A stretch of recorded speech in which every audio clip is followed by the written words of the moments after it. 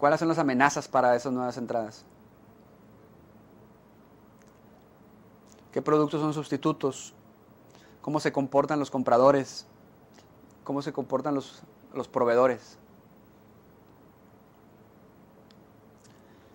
En la parte de la industria, la rivalidad y la competencia, son muchos, está balanceado, está creciendo, está estancada. ¿Cuál es la tendencia del desarrollo de las empresas? Si estoy evaluando biotecnología, ¿cuál es la tendencia de la biotecnología? ¿Y cómo están las industrias? Si estoy hablando de software, pues tiene su propia tendencia.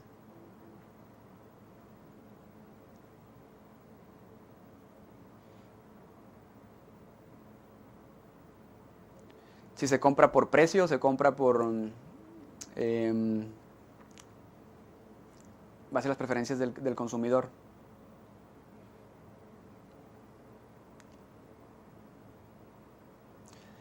Si el comportamiento es de economías de escala, ¿sí? ¿Cuáles son las diferenciaciones? ¿En qué se diferencian los productos? Requerimiento de capital, acceso para la distribución,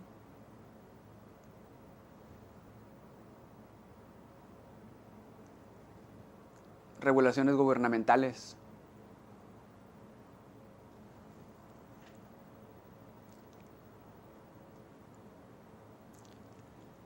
Voy a entrar a un mercado donde sí traigo una muy buena tecnología, pero está lleno de sustitutos.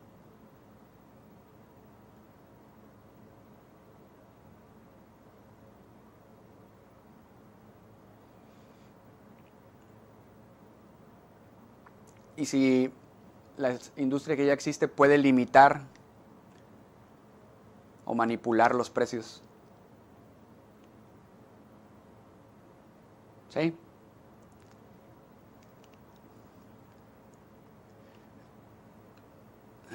Perdí. Okay. Identificar la competencia. Una de las primeras reacciones de un investigador es que creemos, como traigo algo nuevo que es patentable, es que no hay competencia. Es que no existe. O sea, lo que estoy proponiendo no existe. Por tanto, deducimos que no hay competencia. Y es un error, ¿no? No sé si están de acuerdo conmigo. Siempre va a haber competencia. Siempre. Un claro ejemplo, si lo vemos con el post-it. ¿Cómo le hacían antes que existiera el post-it? Para dejar una nota. ¿No? Una nota, ¿no? No sé si era un papelito, o sea, una hoja la cortabas. Un pedazo de cinta. Pues esa es la competencia. Quitarle al cliente la idea de, pues es que es más fácil y más barato cortar un papelito y ponerle un pedazo de cinta para que compre post-it. O antes del fax, que bueno, y ahorita también ya va de salida. O sea, quien introdujo el fax en su momento tuvo que hacer esta evaluación y decir, oye, es que pues no había nada igual que el fax. Y entonces, ¿cómo le hacían antes? ¿Cómo le hacían antes que no había fax?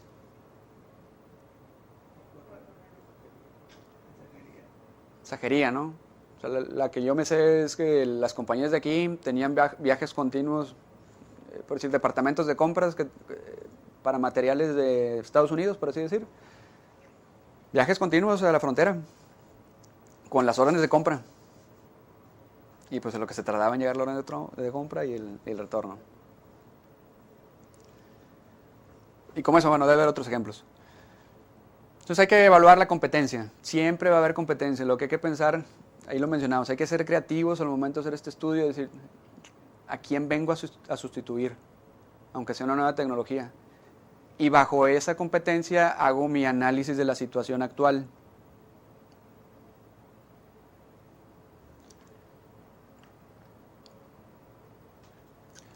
Bueno, ¿y cómo funciona la competencia, no?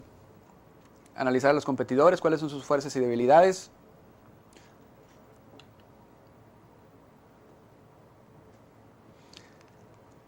¿Cuáles son sus ventajas competitivas? Si lo es en costo, si lo es en atributos del producto, si tiene una ventaja en el mercado, su posicionamiento.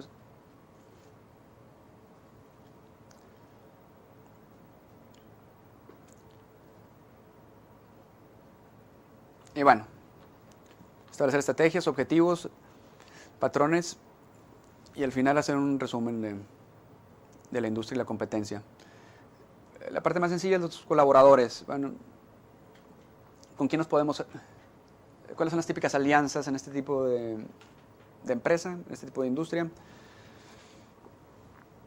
Si lo van a hacer para distribución, para promoción, logística, servicio. Cuando estamos hablando de un emprendedor, quizás el emprendedor tecnológico diga, mira, a mí lo que me interesa es poner la planta de fabricación de tal producto, pero no voy a ser el comercializador.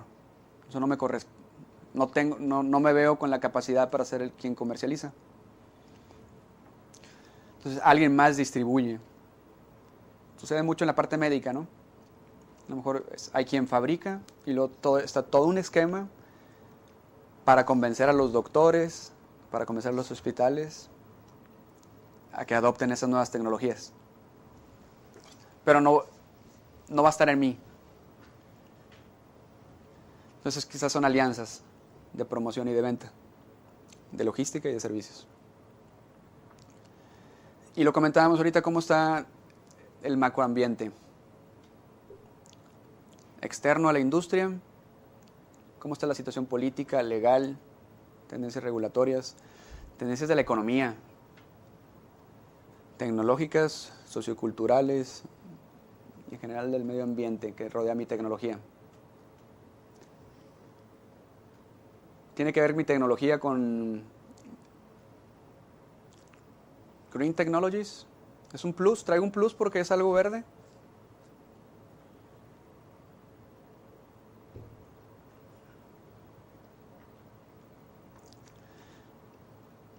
Y lo veíamos ahorita, ¿no? Hemos venido bajando de nivel, de qué tamaño es la industria, a nivel general, de qué tamaño es el mercado.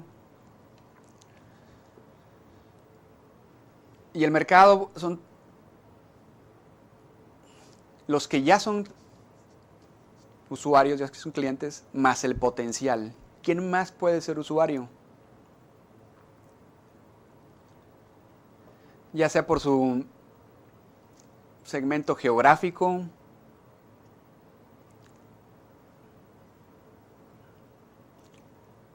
por un periodo de tiempo, si es una demanda por un periodo de tiempo, por una tendencia o por un tipo de programa definido.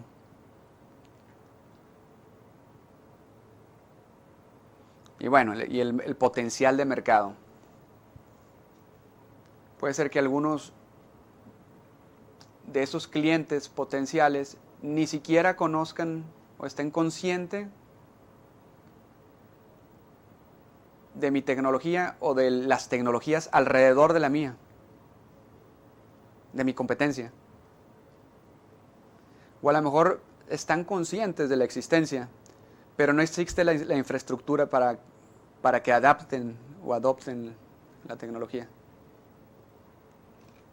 Pero son potenciales.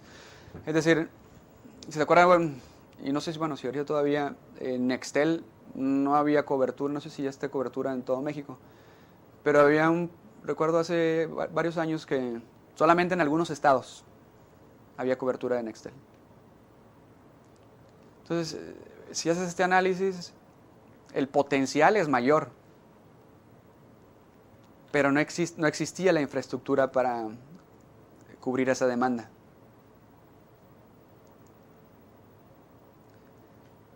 Lo cual en el estudio de mercado se convierte en una estrategia. ¿Cómo cubro esa demanda de ese mercado potencial?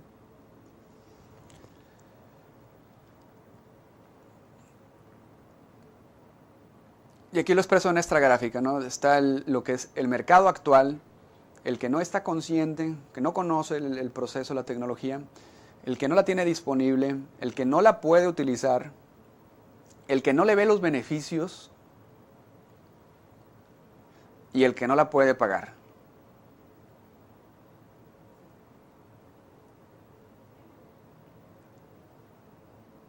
Digamos que así podemos establecer la diferencia entre demanda y potencial de demanda.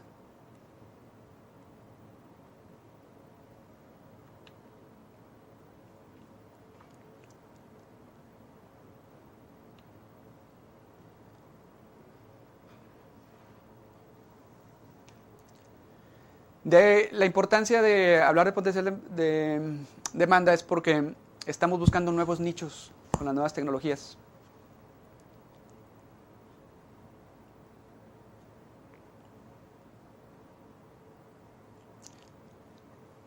Y es importante que entendamos su comportamiento y sus necesidades para poder satisfacer esa demanda. Lo decíamos ahorita, hay algunos que no ven los beneficios. ¿Cómo comunico los beneficios? ¿Cómo lo hago atractivo los beneficios? A ese nicho de mercado que el grande no le está poniendo atención. ¿Cómo le brindo el acceso a la infraestructura para que se convierta en un cliente leal?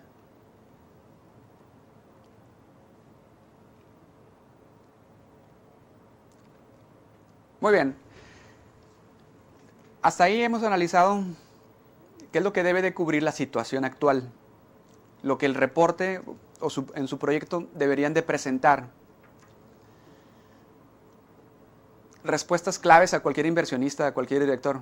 Este es el tamaño, así se comportan.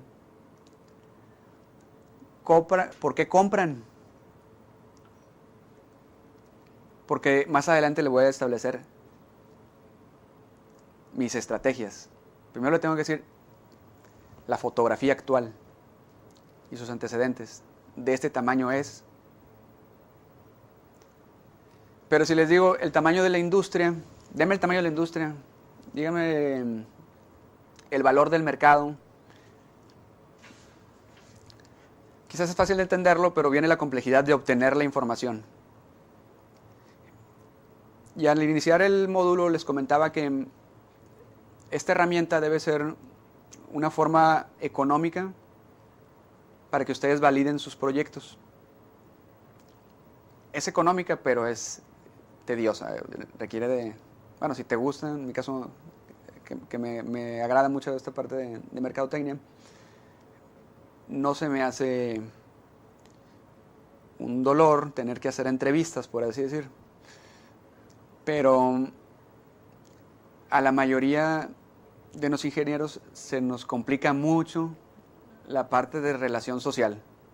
Es decir, el hablar y hablarle a la competencia, no tiene sentido. Para que me dé sus datos la competencia, no, o sea, no tiene sentido. Y mucho tiene que ver con eso. Desarrollar esas habilidades para buscar la información. Porque ahorita estamos hablando del tamaño y el valor del mercado, con las diferentes categorías que mencionamos, ¿no? Industria, tecnología, competencia, clientes.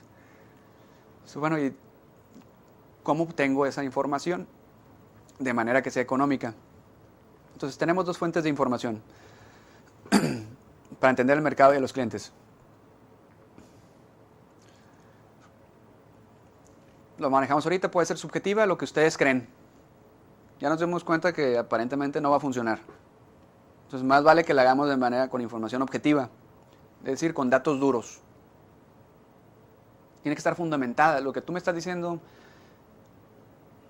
porque no se vale que me digan, oye,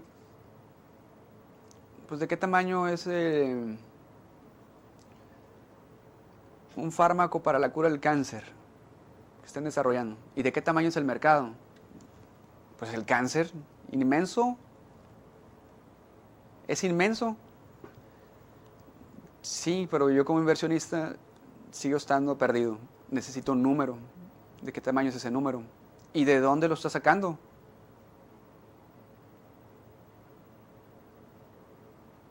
Entonces tiene que ser información dura.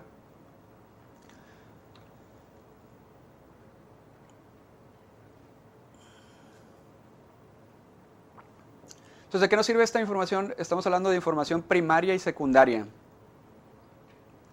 Información secundaria, todo tipo de información que pueda obtener de fuentes como internet, reportes, bibliotecas electrónicas. Información primaria, entrevistando al cliente, entrevistando a los expertos, de contacto directo, haciendo encuestas, haciendo focus group.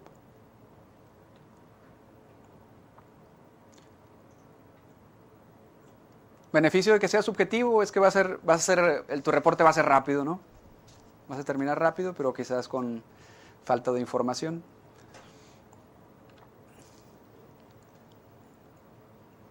Está la parte intuitiva, pero obviamente funciona más los datos duros, como les comentaba, con información objetiva. Bueno, aquí me adelanté quizás en la plática a la parte de percepción contra datos.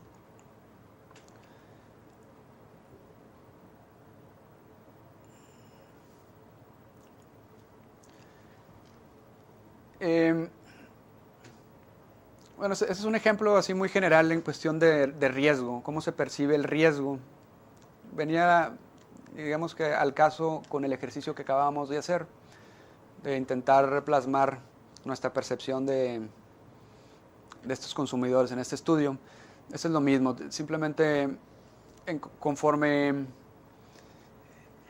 nuestra percepción del riesgo sea mayor, creemos que le damos un mayor porcentaje al momento de estimar la situación. Es decir,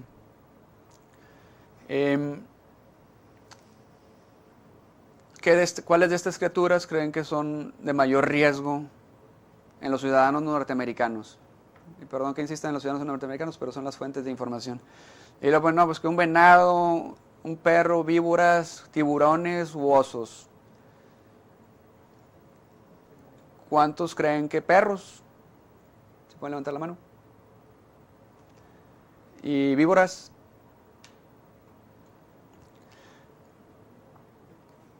Bueno, resulta que el mayor es venado, ¿no? Por la cantidad de accidentes que hay con venados. Y que a lo mejor nuestra primera reacción sería los osos, y resulta que, bueno, los incidentes de riesgo con osos son menores. Igual, el 30% de causas de accidentes en carros. ¿Cuáles serían las principales distracciones? Y resulta que, pues aquí lo tenemos implementado, ¿no? El no hablar por teléfono, al menos en el municipio de Monterrey. Si te ven aunque no, yo sigo viendo a la gente que habla por teléfono, pero está multado, ¿no? Si te ven, en teoría ya está la ley para la multa. Y resulta que en realidad el mayor riesgo está en ajustar el radio. O sea, la mayor cantidad de accidentes está al ir ajustando el radio. Entonces, bueno, venía nada más a lo mismo, ¿no? De la percepción. Entonces les comentaba, tenemos fuentes de información secundaria y fuentes de información primaria. Todo nuestro estudio se va a basar en esto. Les puedo decir que un 80% de la viabilidad del estudio está en función de la información secundaria y primaria. Lo otro es para complementar, para vender la idea. O inclusive estas fuentes me ayudan a determinar inclusive mi modelo de negocio. Porque si me agarro escribiendo mi marketing plan desde la parte corporativa, quiénes estamos como emprendedores, más los que voy a contratar, y todo eso, créanme que va a cambiar una vez que hagan las entrevistas. No está mal, te ayuda, porque te sirve como un puente de enlace entre el emprendedor y quien estés entrevistando, para que le vendas con pasión qué es lo que estás haciendo. Pero lo más seguro es que va a cambiar. Entonces hay fuentes de investigación primaria, internas y externas. Normalmente si es un desarrollo en colaboración de un grupo de emprendedores con un investigador, Pues el primero que tenemos que entrevistar es al interno, al doctor en biotecnología. ¿Por qué se le ocurrió esta idea? ¿Y qué pretende resolver con esta idea? ¿Y qué pretende él? ¿Qué espera? Si es que es el dueño de la tecnología o participa en un porcentaje como dueño de la tecnología. Entonces la primera fuente es interna, ¿no? Las segundas son externas. Siempre hay un sabio en la disciplina en la que estamos desarrollando. Y lo mejor de todo es que están dispuestos a hablar gratis. No todos, ¿eh? O sea, tocas puertas y a lo mejor hay algunos que te cierran, pero la mayoría de las veces que hemos realizado las entrevistas, cuando solicitamos 5 minutos de su tiempo, se convierte, al ver ellos el producto tan atractivo, pues también les llama la atención y quieren saber más, y al ir sabiendo más también te van dando información. Entonces esos 5 minutos se convierten simplemente por teléfono en 1 hora, así de interesante. Y les comentaba ahorita, fuentes secundarias, estamos hablando de, también puede que aquí internamente ya tengan reportes que hablen del tema de su tecnología, y si no, internet está lleno, ¿no? Está lleno de patentes y está lleno de reportes científicos. Y hablando del mercado, si estamos haciendo el análisis del tamaño del mercado, habrá muchas fuentes para determinar de qué tamaño es el mercado farmacéutico. Hay compañías que inclusive dentro de sus reportes, más común en Estados Unidos que en México, dentro de sus reportes anuales, ponen inclusive su desarrollo financiero, el tamaño de mercado. Ya está ahí. Mucho del avance ya lo tienes. Para México, pues obviamente tenemos fuentes secundarias como INEGI.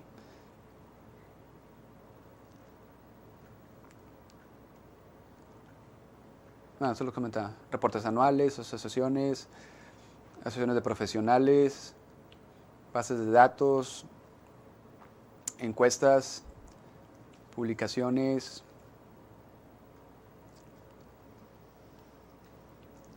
directorios, obviamente internet.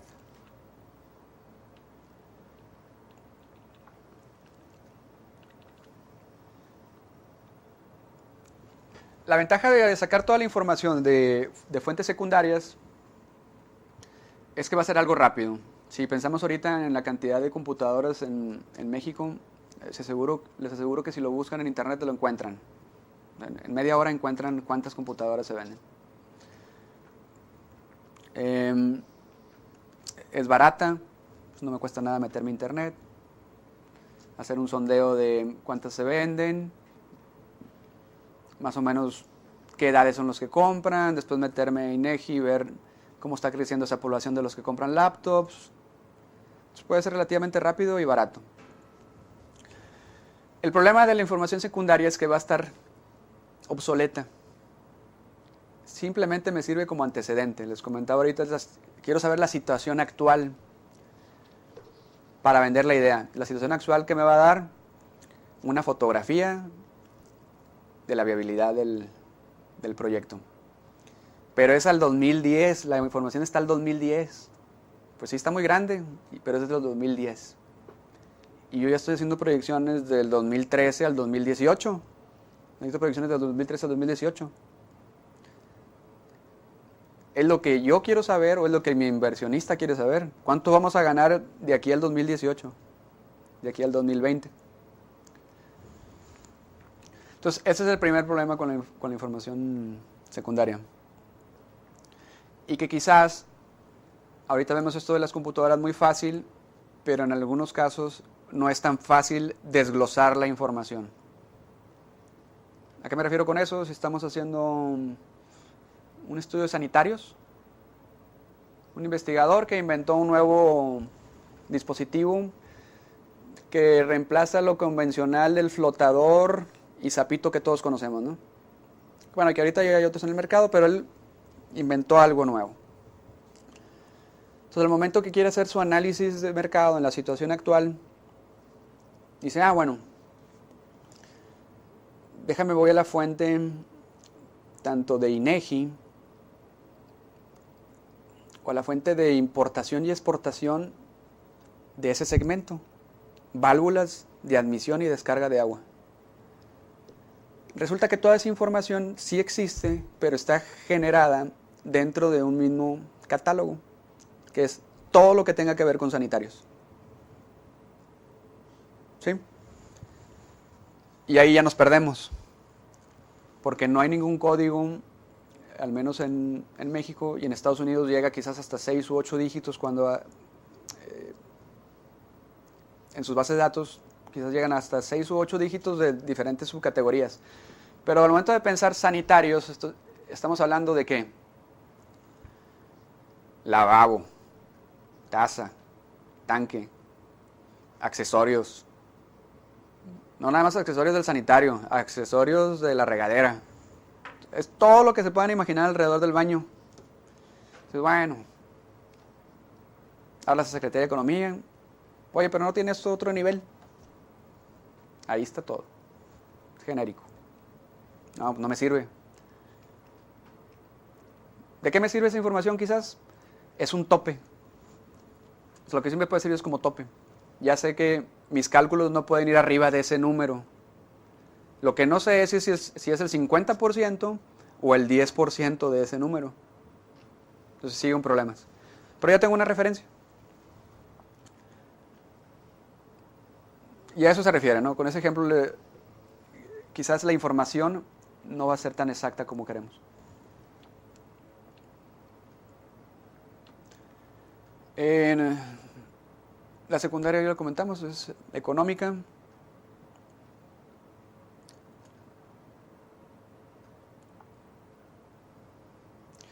Y la otra es que nos queremos asegurar, antes de ir a hacer la entrevista con un experto, nos tenemos que hacer de algo de bagaje de información. Y la otra es validar que lo que voy a ir a preguntar, pues en realidad no me diga el investigador, es que, pues chécalo, eso está ahí en internet. O sea, ¿para qué me preguntas algo que ya es del dominio público? Nada más que ni siquiera te quisiste meter a internet y me quieres venir a preguntármelo así directamente. Y ahí va a haber una negación a soltar la información, a dar información. Les digo, sí, la mayoría de los expertos están dispuestos a hablar, pero tienes que mostrar algo de conocimiento. Te tienes que empapar en la tecnología. Querer llegar y que te den los datos, y les comentaba ahorita, medio se reían en el sentido de llegar a entrevistar a la competencia. Si traes los datos más o menos que él tiene, te la va a dar. Si quieres llegar y decir, oye, ¿cómo cuántos sanitarios se venden en Nuevo León? Ahí estás perdido. O sea, querer llegar de cero y que te dé la información, no. Pero si yo ya saqué a través de información secundaria algún artículo de la Moza que me dijo tantos sanitarios, fabrica tantos y vende. Y luego fui y vi a Urrea, que también vende tantos. Y hago una pequeña suma. Y traigo ya un dato y ya digo, mira, fueron 2 millones en el 2010. Y así me voy haciendo de información para cuando llegue inclusive con la competencia, con el experto, y le digo, oye, es que ya sé que en el 2010 se vendieron 2 millones. Pero ¿qué tan válida es esa información? Pues sí, es válida. ¿Pero está bien? Pues más o menos. ¿Le subo 5 o le bajo 5? Le subo, o sea, 13, nada más ayúdame, o sea, son 13, no son 10, son 13 o son 7. Sí, mira, son como 15, alrededor de 15. Ok, gracias, ya. Pero tuve que llegar con algo de negociación, porque si llego así de lleno, ahí sí les aseguro que no se las van a dar. Me refiero o sea, estoy hablando de la competencia, ¿no? Quizás el experto sí sea un poco más sensible y no se niegue tanto a dar información.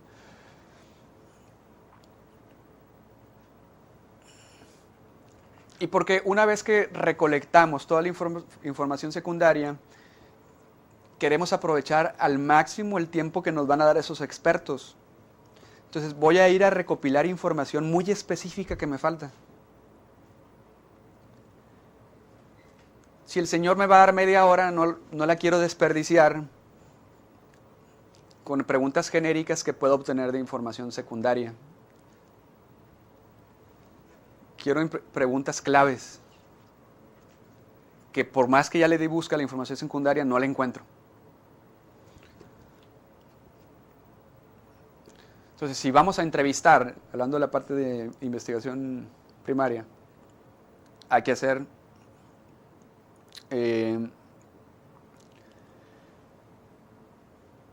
establecer objetivos,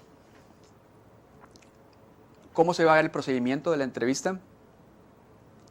Y aquí lo que me ha tocado ver es que normalmente las entrevistas, vamos con las ideas, pero no están por escrito, no llevamos una guía. Entonces es indispensable hacer una guía de lo que le vas a preguntar. Y le da mayor formalidad a la entrevista. Dado que el problema que nos encontramos es que hablamos a 125 palabras por minuto y escuchamos 450 palabras por minuto. Escuchamos solamente el 25%. ¿Sí? Y lo importante de la entrevista es que el 70%, no es lo mismo hacer una entrevista por teléfono, algunas las harán por teléfono, pero llevará mucha ventaja el que sea una entrevista face to face. Mucha de la información es como el póker y las negociaciones que comentábamos. Está en cómo reacciona la persona. Y eso no te lo va a dar la entrevista por teléfono.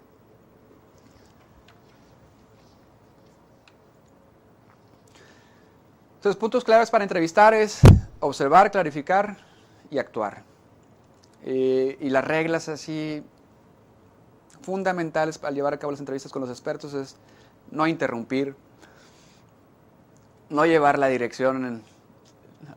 Normalmente pues, empiezas hablando de otra cosa y luego ya te metes al tema, pero no perder el objetivo de la entrevista, no distraerse. No estamos interrogando.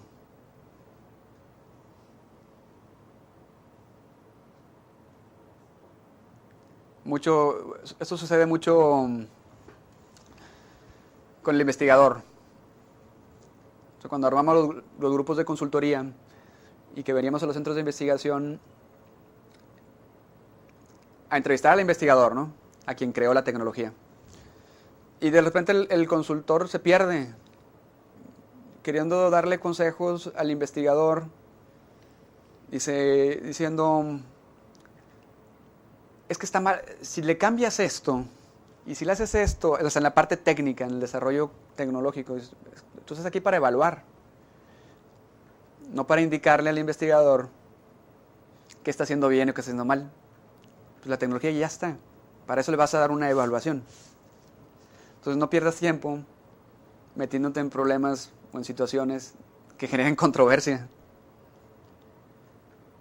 Eso se lo vas a dar tú quizás en un documento de recomendaciones al hacer la evaluación de la tecnología. Algo similar creo que vieron en el Quick Look, ¿no? No interrogar, no sugerir o dar recomendaciones en ese momento. Restringir las distracciones. Y desarrollar una breve guía, ¿no? Desde cuál es la descripción de la tecnología, posibles usos, en qué otras líneas puede crecer, cuál es el verdadero problema, que esto es lo clave. Muchas veces batallamos en identificar verdaderamente cuál es el problema, no qué hace. Nos la pasamos hablando de nuestros proyectos, qué es lo que hacen y cómo funcionan.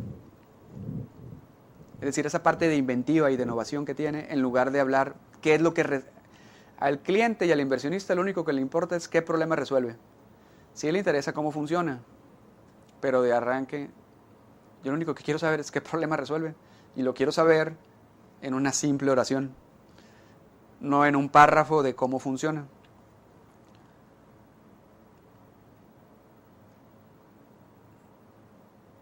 Ok, si la misma tecnología puede crecer en otras nuevas patentes, tiene desarrollos futuros. ¿Quién es el cliente? ¿Y cómo se beneficia del uso? Entonces, esta es una guía así las puse muy genérica, porque depende de la audiencia. Es decir, pues es que depende a quién estén entrevistando. Es como debe estar hecha la guía. ¿Qué pretendo al entrevistar al investigador? Quizás quiero entender más el alcance de la tecnología en su funcionamiento técnico. Entonces, así deberán estar dirigidas las preguntas. Que es muy diferente si quiero entrevistar al experto y a la competencia. Pero bueno, al final estamos haciendo investigación, ¿qué? Secundaria e investigación primaria. Y ¿qué estamos haciendo? Cruzando variables.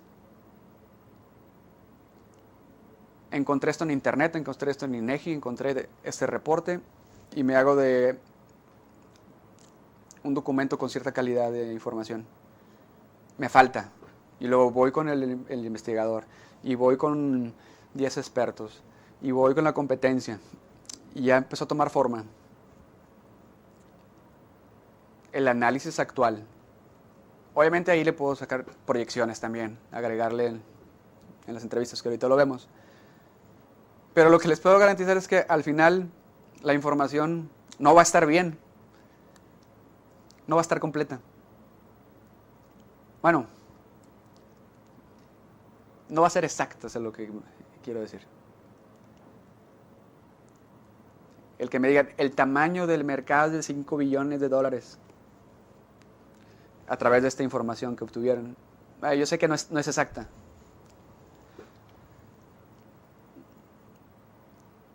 Es como jugar golf.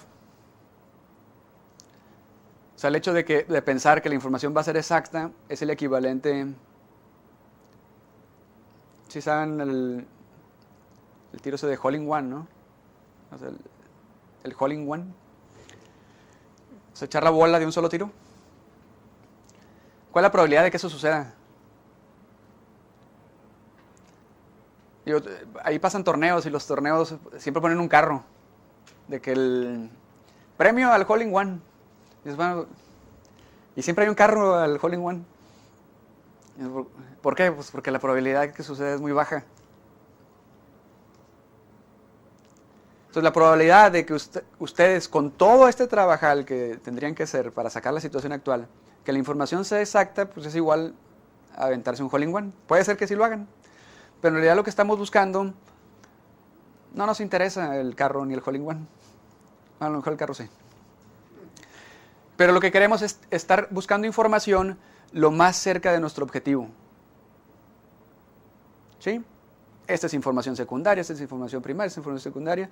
Y con todo esto, sé que mi número está cerca del objetivo. No es como la parte subjetiva, que estoy tirando, el hoyo está para allá y estoy tirando para atrás. ¿Sí? De perdido sé que estoy tirando hacia donde está el hoyo y cerca del hoyo.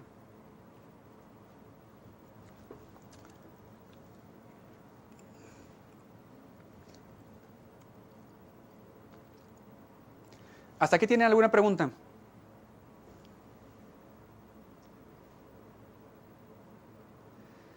¿Queda claro, no, la diferencia de esa información, el análisis del mercado? No sé si puse aquí. Esto que veíamos aquí en verdecitos. Apenas vamos en el punto. No, bueno, punto número 1 es el resumen ejecutivo. Punto número 2, la situación actual del mercado. O sea, estamos en este 2.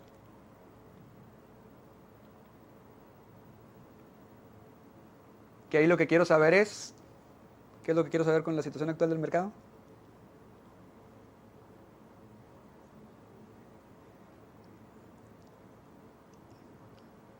Lo que más me interesa es de qué tamaño es el mercado y qué valor tiene el mercado.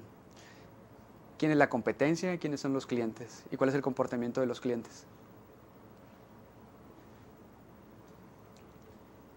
Y la parte corporativa. Hablando de emprendedor tecnológico, ¿cómo le vendo al inversionista? Si me va a evaluar en su due diligence la parte de entusiasmo y solidez de equipo de trabajo, pues vamos juntando ese equipo de trabajo que esté sólido, ¿no? Y mostrándolo en nuestro documento. Pues ya sabemos que nos va a evaluar eso. Otro punto de evaluar muy similar en el business plan, que quiero hacer nuevamente ese comentario. El marketing plan es muy similar al business plan. Únicamente es el enfoque. La sinergia que se hace en el marketing plan entre la parte de desarrollo tecnológico y el equipo de trabajo de mercadotecnia. O la importancia que le demos como emprendedores a esos dos segmentos. No sé si me explico. O sea, el business plan incluye la parte de marketing, pero no llega a esta profundidad. ¿Sí?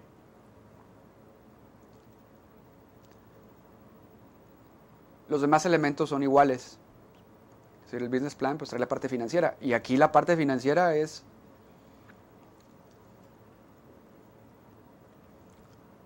pilar, inclusive en esta parte de la situación actual del mercado, en que me diga la situación actual del mercado. Para cuando llegues a la situación actual del mercado, ya tienes que tener algo de finanzas también, aunque sea muy breve. Nuevamente pongo el ejemplo, uno de los grandes problemas es ¿cuánto nos va a costar el prototipo? O cuánto va, eso que tienes ya ahí, ya está brincando y funcionando, ¿cuánto vale? No, todavía no hemos hecho el cálculo. Que está bien, digo, es válido, pero habrá que hacerlo, porque necesitamos esos datos para saber el valor actual del mercado. Y luego vienen dos diferencias en el valor actual del mercado. Quizás sea el tamaño de la industria, sea el tamaño del mercado, pero cada uno tiene diferentes precios, o uno da un número y otro da otro número.